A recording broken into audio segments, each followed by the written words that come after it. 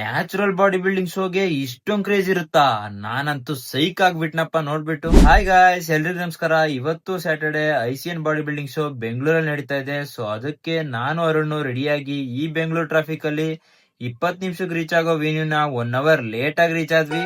ಹೋದ ತಕ್ಷಣ ನಮ್ಮ ಟೀಮ್ ಇಂದ ಟ್ರಾನ್ಸ್ಫಾರ್ಮೇಶನ್ ಕ್ಯಾಟಗರಿಯಲ್ಲಿ 3rd ಪ್ಲೇಸ್ ಸೆಕ್ಯೂರ್ ಮಾಡಿದ್ರು ಕಾರ್ಯಪ್ಪ ಅವರು. ಸೆಲೆಬ್ರೇಷನ್ ಅಂತೂ ಪೀಕ್ ಅಲ್ಲಿ ಇತ್ತು.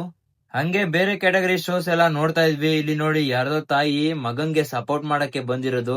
ಇದಂತೂ ನಂಗೆ ತುಂಬಾ ಖುಷಿ ಆಯ್ತು.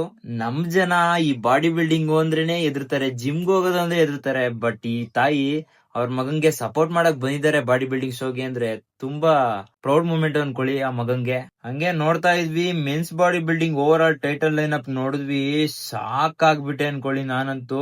ಈ ತರ ಕಂಡೀಷನ್, ಯಪ್ಪ, ನ್ಯಾಚುರಲ್ ಬಾಡಿ ಬಿಲ್ಡಿಂಗ್ ಅಂತೂ ನೆಕ್ಸ್ಟ್ ಲೆವೆಲ್ ಹೋಗ್ತಾ ಇದೆ ಅನ್ಕೊಂಡು ತುಂಬಾ ಜನ ನನ್ನನ್ನು ಕೂಡ ರೆಕಗ್ನೈಸ್ ಮಾಡಿದ್ರು. ನಾನು ತುಂಬಾ ಜನ ಕಂಟೆಂಟ್ ಕ್ರಿಯೇಟರ್ಸ್ ನ ಮಾತಾಡಿದ್ದೆ.